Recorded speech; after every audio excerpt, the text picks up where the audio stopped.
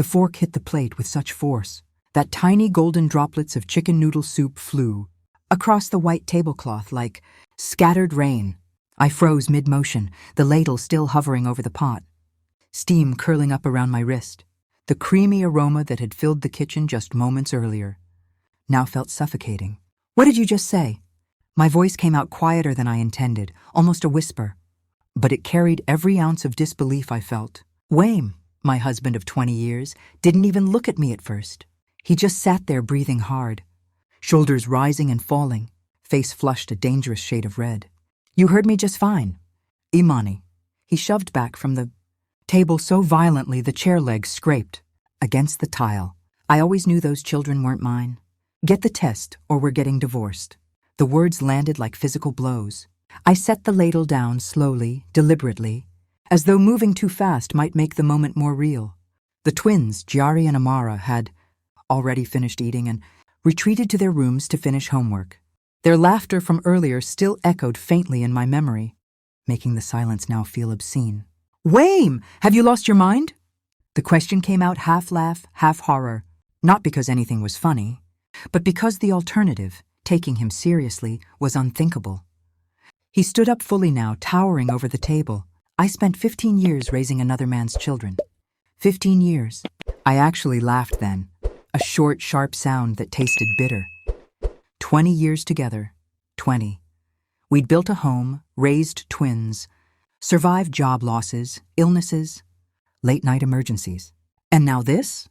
What other man's children?" I demanded, stepping closer.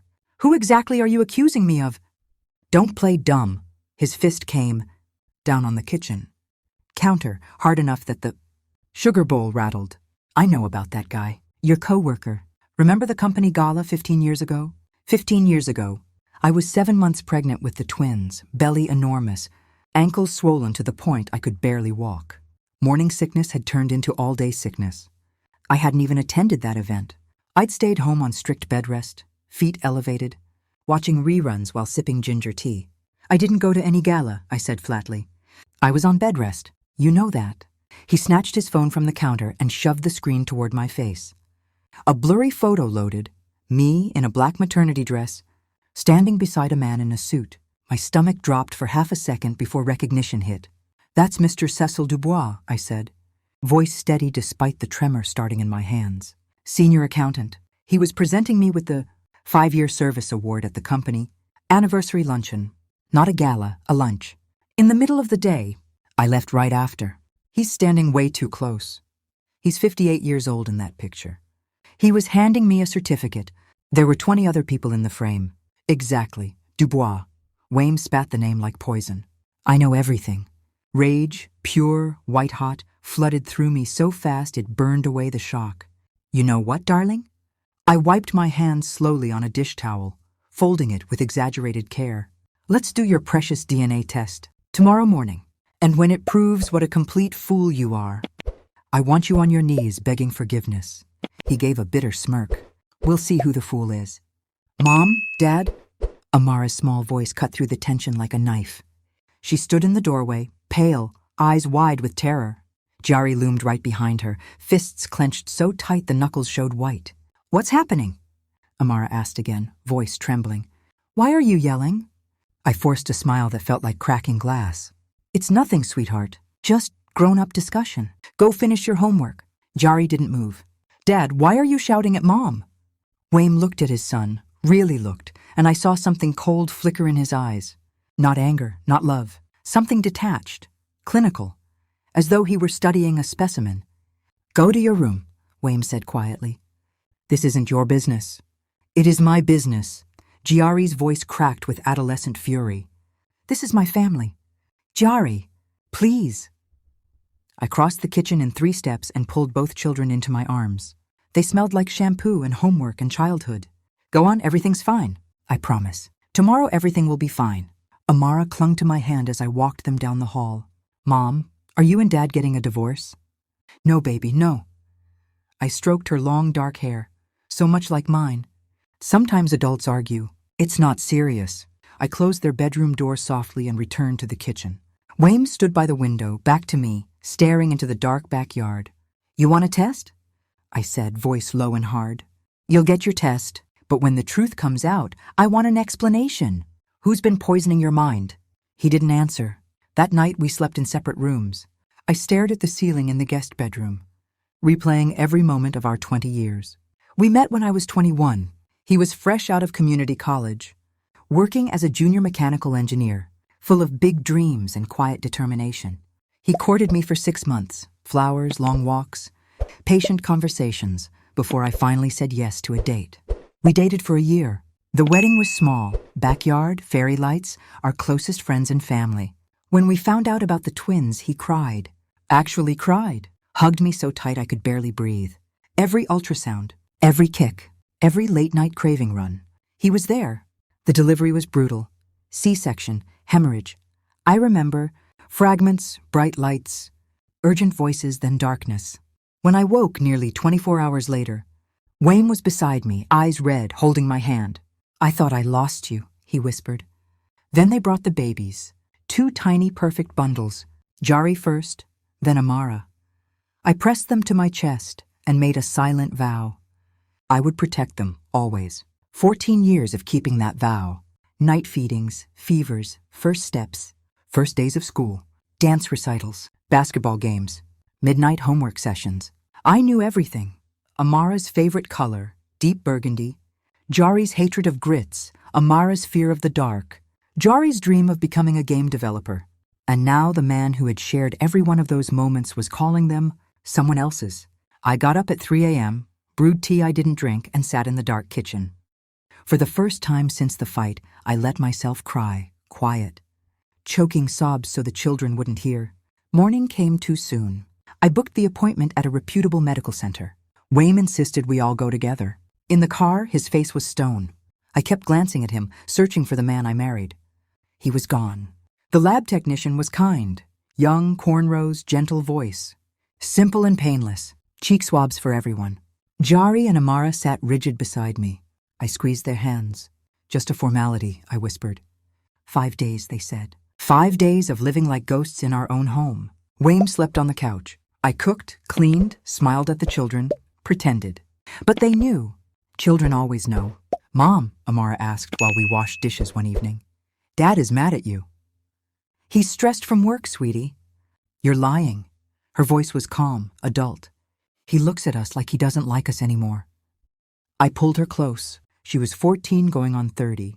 Too smart, too observant. It'll get better, I promised. Soon. On the 5th day, the email arrived. Results ready. Please visit in person. We left the children at home.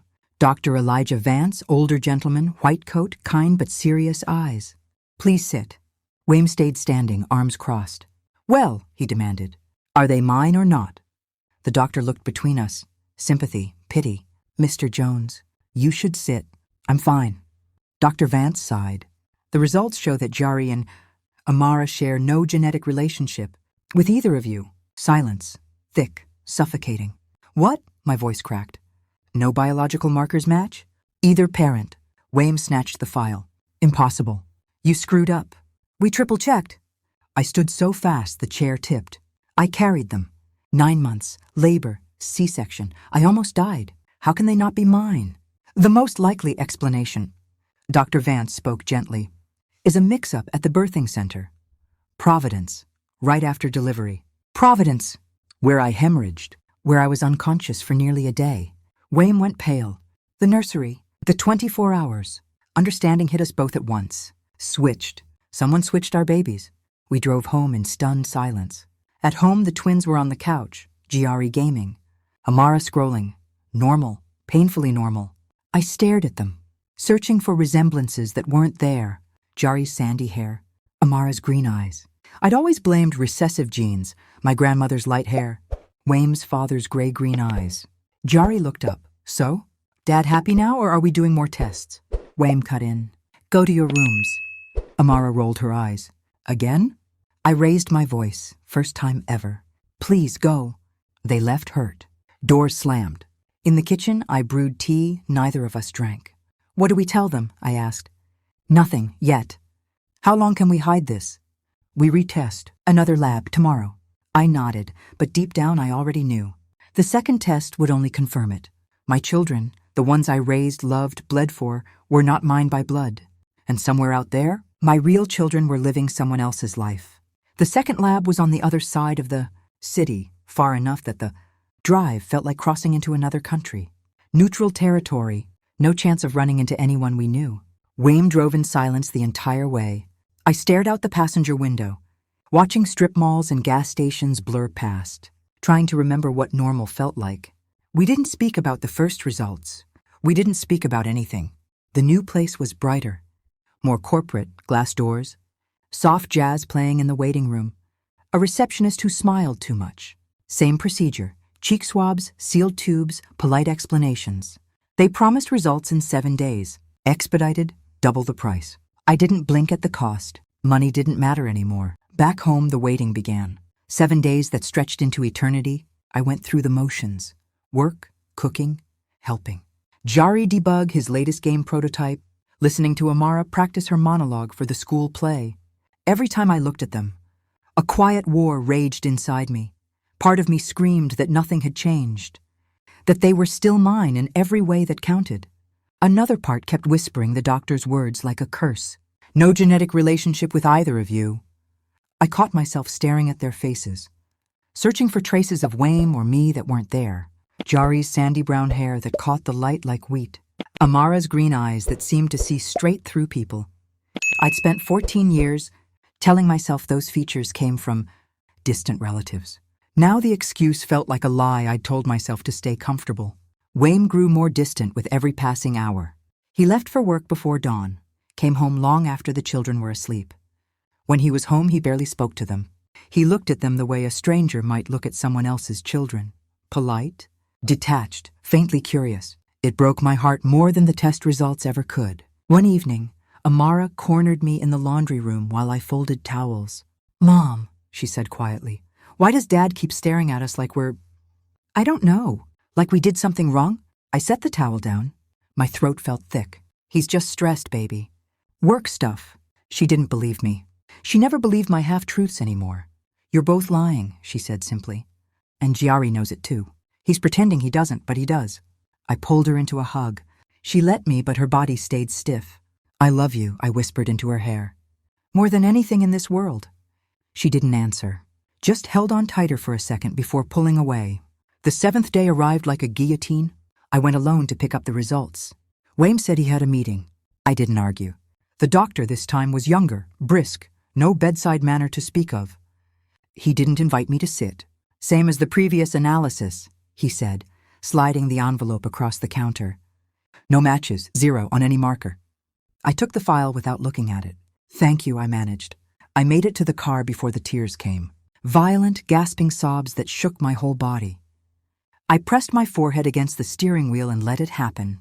When I could finally breathe again, I opened the envelope anyway. Black ink on white paper. Cold, clinical, final. Jari Jones. No biological relation to Imani Jones or Kwame Jones. Amara Jones. No biological relation to Imani Jones or Kwame Jones. I drove home in a daze. Parked. Sat. There for 20 minutes, staring at the dashboard. Then I walked inside. Wayne was already home, unusual for a weekday afternoon. He was sitting at the kitchen table, staring at nothing. I dropped the envelope in front of him without a word.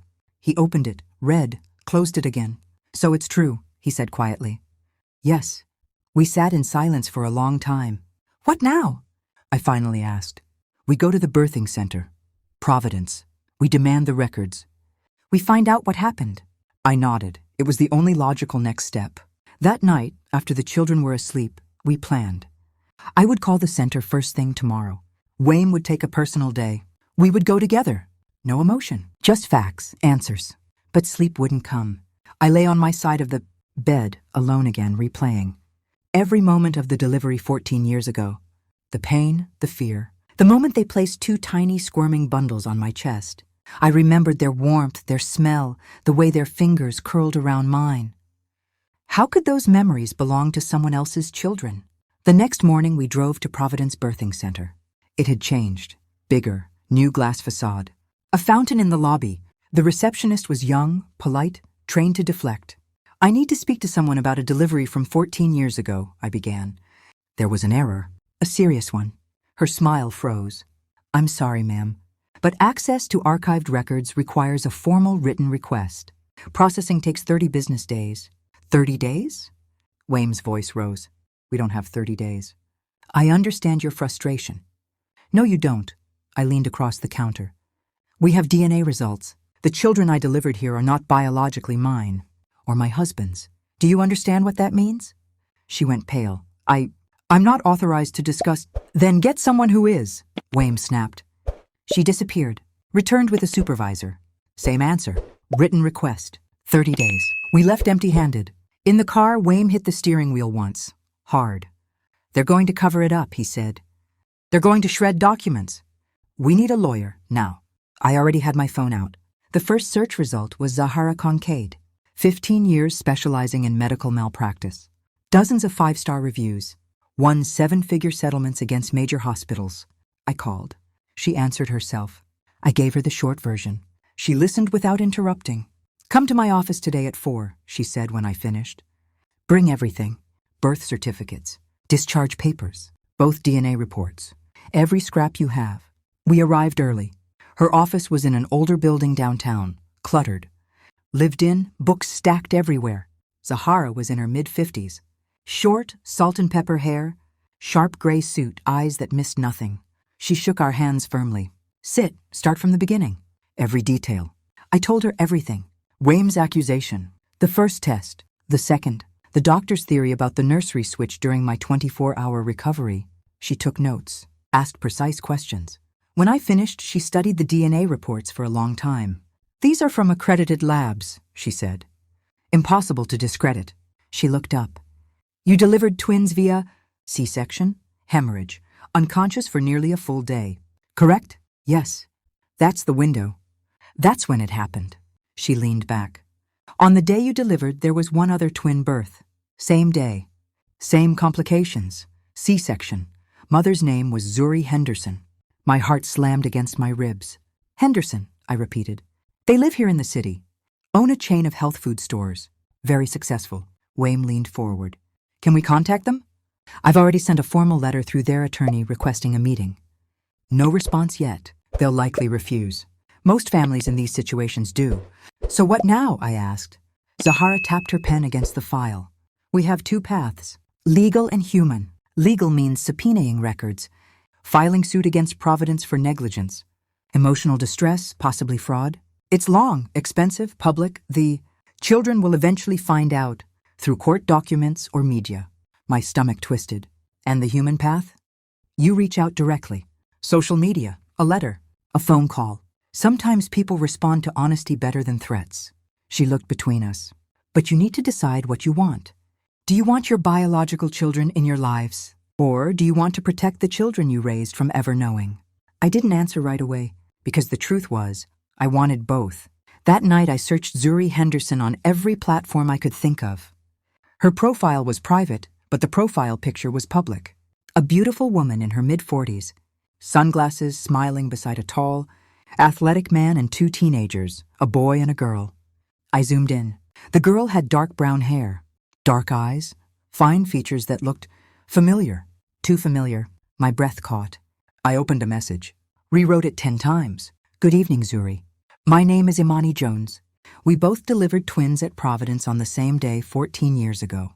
I have something very important to discuss.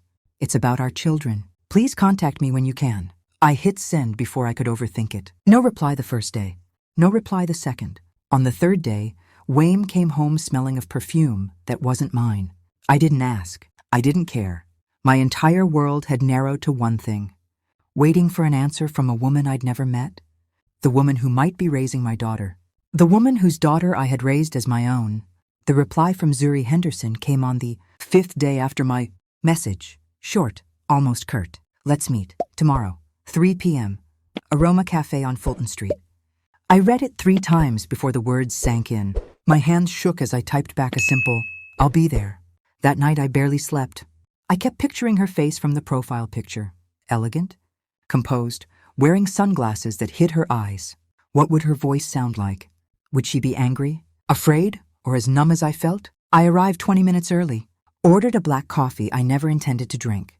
My fingers drummed against the ceramic cup until the waitress, gave me a concerned glance. Zuri walked in at exactly 3 sao. Tall, slender, expensive camel coat. She scanned the room, spotted me, and crossed the cafe with measured steps. Her hands trembled slightly as she pulled off her gloves and sat across from me. Imani?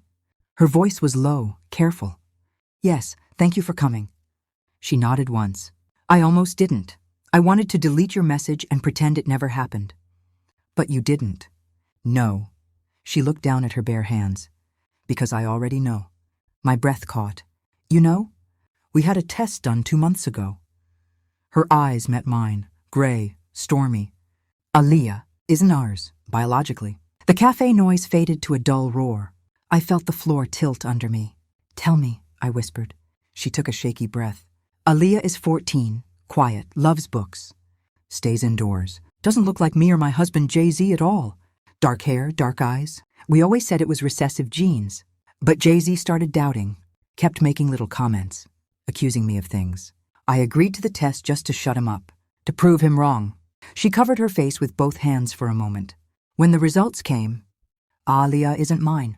And our son Auntie, he's exactly like Jay-Z, athletic, loud, outgoing. The perfect copy. Only the girl was switched. I stared at her. So you think? I know it happened at Providence. I had complications too. They took me away from the babies for hours. When they brought them back, I was so drugged, so exhausted. I didn't even look closely. I just held them. Silence stretched between us. I swallowed hard. Zuri. I delivered twins that same day. Jari and Amara. Our tests showed neither of them is biologically mine or my husband's. Her eyes widened. Both? Both. The girls were switched. Your Aliyah is my biological daughter, and my Amara is yours. Zuri's hand flew to her mouth. A small wounded sound escaped her. Oh my God. We sat there, 2 strangers who suddenly shared the most intimate bond possible. We need to confirm it, I said. Test all 4 children, cross-reference. She shook her head. Jay-Z won't agree. He's furious, blames me. Says I lied for 14 years. We're barely speaking. Zuri, listen. Your biological daughter is growing up in my house. She thinks I'm her mother. And the girl you raised, she's mine by blood. We can't pretend this didn't happen. She wiped her eyes quickly. What do you want to do, swap them? Tell 2 14-year-olds they have to move in with strangers? No, I said firmly. I don't know yet. But we can't bury it. They deserve the truth, eventually. She nodded slowly. Give me a week. I need to talk to Jay-Z. I'm not ready. Okay, 1 week. We exchanged numbers. She left first. I watched her walk away, shoulders hunched, coat pulled tight around her like armor. When I got home, the apartment smelled of burnt toast. Jari was trying to make grilled cheese for Amara. Wayne was packing. He had a suitcase open on the living room. Floor, shirts, jeans, his favorite running shoes. What are you doing? I asked quietly. I'm moving out. He didn't look at me. I found a place, month to month. You're leaving, now? I need space. To think, or to run to her? I didn't even try to hide the bitterness. He finally met my eyes. Guilt, exhaustion, something like shame. Nala and it started months ago, before the test, before any of this. I laughed, a hollow, ugly sound. So you accused me of cheating while you were already doing it. We were over long before that. We just didn't say it out loud. No, I shook my head. You ended it. I was still here, still fighting for us, for them. He zipped the suitcase. I can't look at them every day and know they're not mine. Not by blood. It's killing me. You raised them. You were at every game, every recital, every midnight stomachache. That's what matters. It was a lie. It was a life. He picked up the bag. I'll still see Giari. He's mine. Amara. I'll pay support if the court says so, but I can't pretend anymore. The front door closed behind him with a soft click that felt louder than a gunshot. Jari appeared in the hallway, eyes wide. Dad left? I nodded. Couldn't speak. He walked over and hugged me. Awkward, teenage strong. It's going to be okay, Mom. We'll handle it. I cried into his shoulder like he was the adult and I was the child. The week passed in agony. Zuri called on the 7th day. I told Jay-Z we're doing the test. All 4 kids. He's angry, but he agreed, barely. We met at the same lab that had done my second test. 8 of us in the waiting room. Me, Wayne. He showed up after all. Silent and hollow-eyed. Zuri. Jay-Z, tall. handsome, radiating barely contained fury. And the 4 children. Jari and Amara kept stealing glances at Asante and Alia. Teenagers sense when something enormous is happening. Amara whispered to me, "Mom, who are these people?" "I'll explain later. Just trust me." The swabs took 10 minutes. 3 days later, Zahara Concaid came to my apartment herself. Zuri was with her.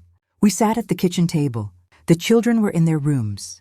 Zahara opened the folder. "Read it," she said.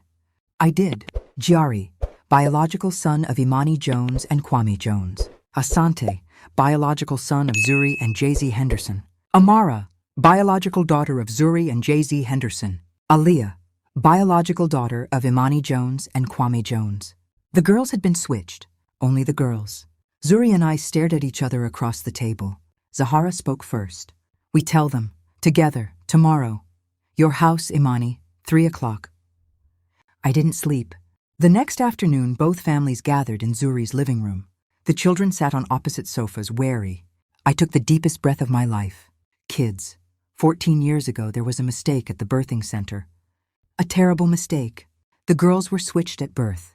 Amara laughed nervously. "You're joking." "No, baby. We did tests. All of us. Amara. You're the biological daughter of Zuri and Jay-Z and Alia. She's mine. Mine and your dad's." Amara's face drained of color.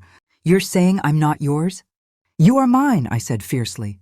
"In every way that matters. But biologically, yes. You belong to Zuri." Amara stood up so fast the coffee table rattled. "This is insane. You're not my mom?" She pointed at Zuri. "And you're nobody to me." She ran, slammed a door.